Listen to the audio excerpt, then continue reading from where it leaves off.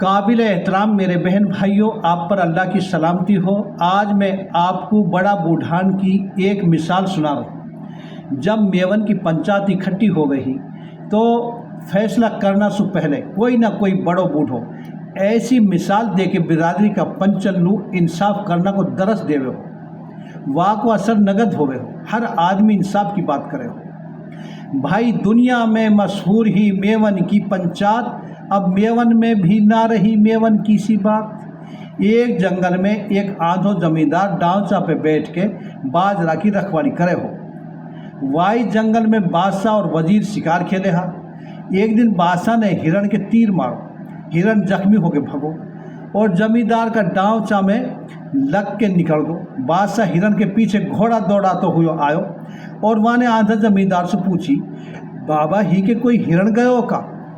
हाँ बादशाह सलामत गयो है, पर वो हिरण ना है, हिरनी है और वो गर्भ सु है, वह पेट में नर है।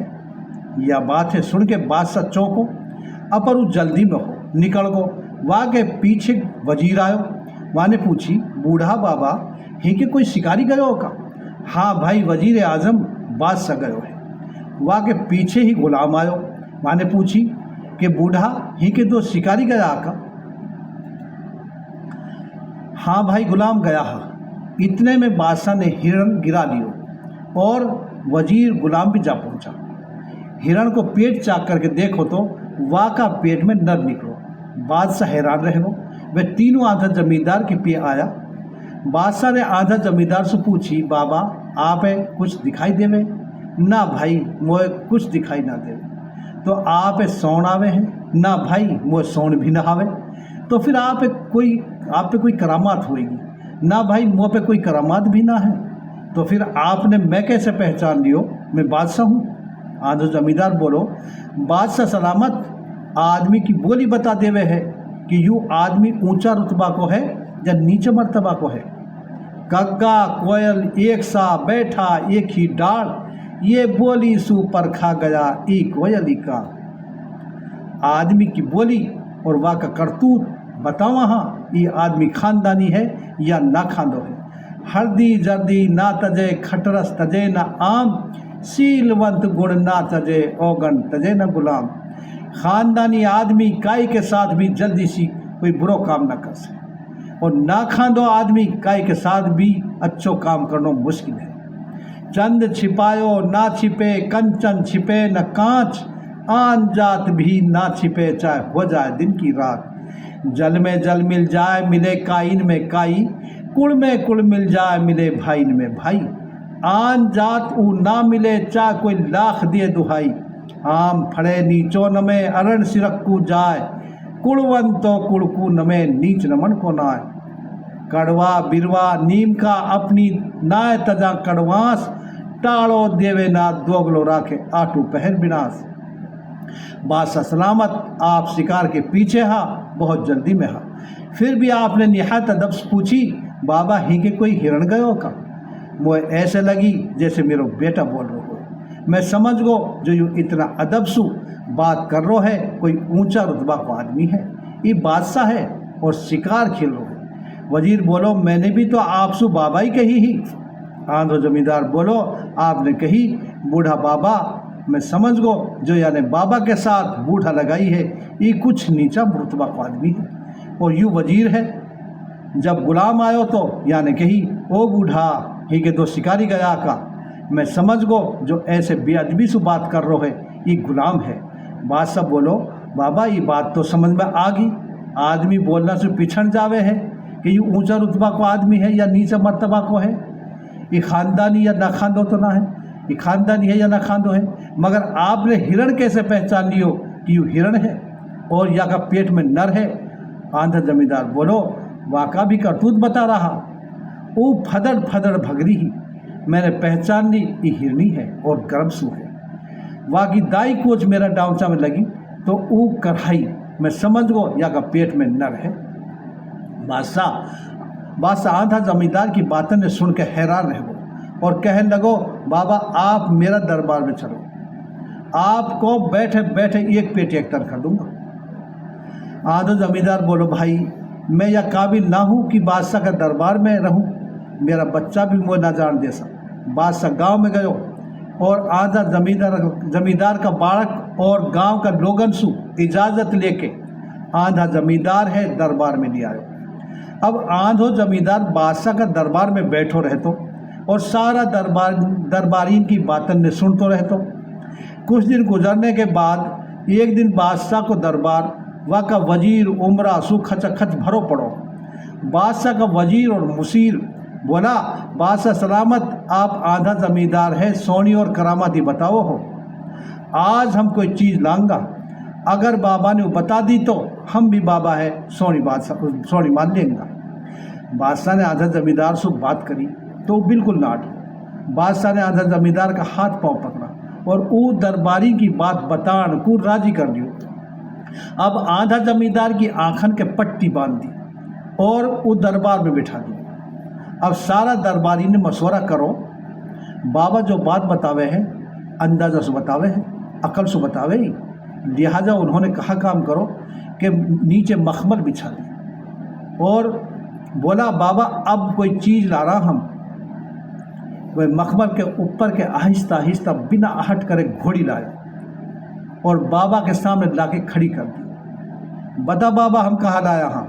आधो जमींदार बोलो, आप घोड़ी लाया हो, सब दंग रहेगा। बाबा आप या के रंगे भी बता सको। हाँ भाई, वो या के ऊपर के हाथ फेर ले दियो। बाबा ने घोड़ी के ऊपर के हाथ फेर के रंग भी बता दियो। सारा दरबारी बाबा के करामात दे के दंग रहेगा। अब बादशाह ने आधा जमींदार की तनख्वाह एक पेटी और बढ़ा दी और पूछी, बाबा आप नू कहो हो कि मुझ सोन नहावे, अगर आप है सोन नहावे तो आपने घोड़ी और वाक और रंग कैसे बता दियो। बाबा बोलो, ये भी तिहारा करतूत बता रहा। जब आपका दरबारी मुझसे कह के गया हा हम कोई चीज़ ला रहा, ये जैसे ही घोड़ी के पे पहुंचा घोड़ी हिरनाई जाकी आवाज़ मैंने सुन ली। मैं समझ गो ये मखमल बिछा के घोड़ी ला रहा। मैंने बता दी। आपने फिर रंग कैसे बता दियो। मैंने आपसे कही मुझे घोड़ी के ऊपर हाथ फेर ले दो। हाथ फेर के मैंने बाकी नस्ल पहचान ली और रंग बता दियो, वरना भाई ना मुँह सोन आवे ना मुँह पे कोई करामात है। अब कुछ दिन और गुजर गया। बादशाह आधा जमींदार के पिए फिर आयो और कहने लगो, बाबा आज मेरी बीवी का बारे में और बता दे, ये खानदानी है या ना खानदानी है। बादशाह की बात सुन के आधो जमींदार चौंको। अरे भाई, मैं आधो आदमी, ना मुँह कुछ दिखाई देवे ना मुँह सोन आवे ना मुँह पे कोई करामात है, मैं कैसे बता दूँ तेरी बीवी खानदानी है कि ना खानदी है। भाई से पूछ ले। बादशाह मुझे आपकी तनख्वाह ना चाहिए, मुझे मेरा बाड़क पे पहुंचा दे। बादशाह को दिमाग ख़राब रहे अगर मैंने कोई बात गलत बताई और आपने मेरी गर्दन उड़ाई। बादशाह ने आधा जमींदार का हाथ पांव पकड़ लिया और बात बताने को मजबूर कर दी।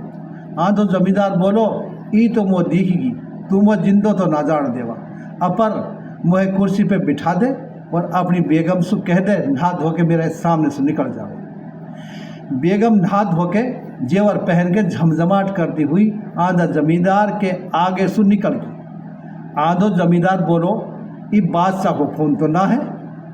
यह सुनते ही बादशाह हाथ में तलवार लेके रानी के पिए पहुँचो और रानी से बोलो, मेरा बाबा ने कभी झूठ ना बोलो, वाने जो भी बात बताई सब सच्ची निकली। आज वाने मोलू बता दी कि तू बादशाह की बेटी ना है। अब मैं तेरा मुँह से सुनना चाहूँ, अगर तू सच बता देगी तो तुझे पहले से भी ज़्यादा अच्छी तरह रखूँगा, वरना तेरी गर्दनें अभी उड़ाऊँ। और रानी की गर्दन पर तलवार रख दी। रानी बहुत रोई, चिल्लाई, मिन्नत करी, आप मुझे कायरिया उम्र में जलील कर रहा हो। लेकिन बादशाह ने वाकी एक ना सुनी। रानी ने हार के कही, हमारो बाप तो हिजड़ा हो और हम सब बहन भाई ना जाई औलादा। यह बात सुन के बादशाह फिर आधा जमींदार पे आयो और कही, बाबा आप नू की कहो हो, मुझे सोन नहावे तो आप कैसे पता चलगी रानी ना जाई औलाद है। आधो जमींदार बोलो, भाई वाका भी करतूत बता रहा, जब वह पतो है मैं आधो आदमी हूँ तो वह श्रृंगार करके जेवरन की आवाज़ सुनाते हुए मेरे सामने से गुजरने की कहा जरूरत थी। गैरन को श्रृंगार करनो, अपना जेवर की आवाज़ सुनानो ना खांदी औरत की पहचान है। औरत चाहे कितना ही बड़ा घर में आ जावे, वो कहीं ना कहीं अपनो असल रूप दिखा देवे है। केसर की क्यारी करी गेरवा में किस्तु कस्तूरी को खाद, उसी ची इतर गुलाब सु फिर भी प्याज बात न जात। बादशाह ने जमींदार की तनख्वाह एक पेटियाँ और बढ़ा दी। कुछ दिन और गुजरा। बादशाह आधा जमींदार के पे फिर आयो और कहने लगो, बाबा आज मेरा बारे में और बता दे, मैं अपने बाप को हूँ या कहीं और को। आधो जमींदार या की बात सुन के बोलो, बादशाह मैं कोई नजूमी बेदार दिना हूँ, मैं आंधो आदमी हूँ, ना वो सोन आवे, ना वो कुछ दिखाई देवे, ना वो पे कोई करामात। बादशाह तेरी पेटिया मोह ना चाहिए, मेरा मोह तो मेरा बाड़ा करके पे पहुँचा देना। बादशाह बोलो, बाबा आप या बात है और बता दो, फिर मैं आपका बाड़ा करके पे पहुँचा दूँगा और हूँ नहीं आपकी तनख्वाह पहुँचा तो रहूँ और फिर कभी भी आपसे कोई बात ना पूछूँ। बादशाह ने आधा जमींदार का पैर पकड़ लिया और हाथ जोड़ के वो बात बताने को मजबूर कर दिया। आधा जमींदार बोलो, अच्छो भाई तू भी नहा धो के मेरे सामने से गुजर जा। अब बादशाह नहा धो के आधा जमींदार के सामने से गुजरो तो आधो जमींदार बोलो, आप बादशाह के बेटे नहीं हो बल्कि बनिया की औलाद हो। ये सुन के बादशाह महल में गयो। 90-100 साल की ज़ईफ माँ 4 पाई पे लेटी पड़ी हुई। बादशाह जाते ही माँ से बोलो, माँ बाबा ने आज तक बोलूँ जो भी बात बताई सब सच्ची बात बताई, कदी वा की बात झूठ ना निकली और आज वाने मैं बढ़िया की औलाद बताया हूँ।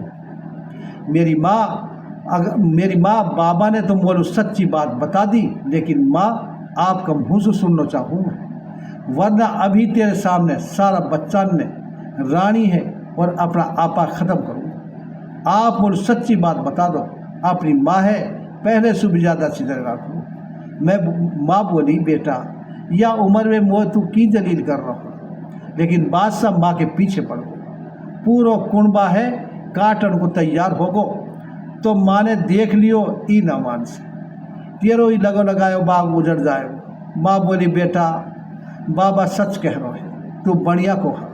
बादशाह आधा जमींदार के पिया आयो और कहने लगो, बाबा अगर आप सोन नहावे तो आप कैसे पता चल कि मैं बढ़िया की औलाद हूँ। आधो जमींदार बोलो, बेटा तेरा भी करतूत बता रहा। वो कैसे बादशाह ने वो कैसे मैंने आपको कैसी बात बताई। आप हर बात बताना पे मेरी एक पेटिया तनख्वाह और बढ़ा देवे हा। अगर आप बादशाह की औलाद होता तो ऐसी बात बताना पे मोलू गांव का गाँव ने बखस देता। मैं भी समझ रहा हो जो ऐसा हिसाब से चल रहा है ये बढ़िया की औलाद है। तो बेटा तेरा करतूत बता रहा नहीं, वो ना सोन आवे ना वो कोई दिखाई देवे। अच्छा भाई, हमारे चैनल को नाम है मेवाती पुरखों की कहानी ताहिर जैता का। इसको शेयर कर लें, ताकि इसको शेयर करें, लाइक करें, सब्सक्राइब कर लें, ताकि हमारी हर वीडियो आप तक पहुंचती रहे। और ज़िंदगी ने वफा की, हालात ने मदद की, तो इंशाअल्लाह अगली वीडियो में फिर मिलूँगा। खुदा हाफिज़।